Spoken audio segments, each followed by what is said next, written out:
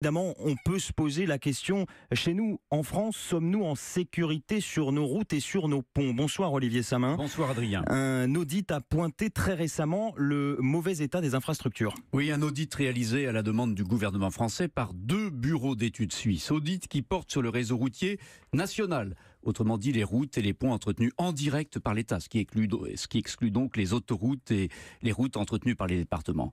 Que dit cet audit? Que sur les 12 000 ponts examinés, un tiers nécessite des réparations.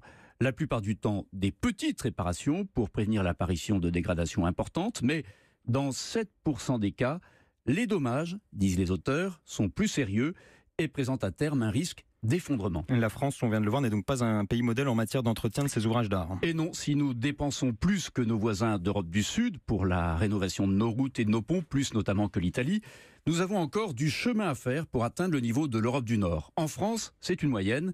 Un pont n'est réparé que 22 ans après l'apparition des premières dégradations. Or, les experts le disent, ça coûte 3 fois moins cher d'entretenir régulièrement un ouvrage que d'attendre l'apparition du désordre pour intervenir.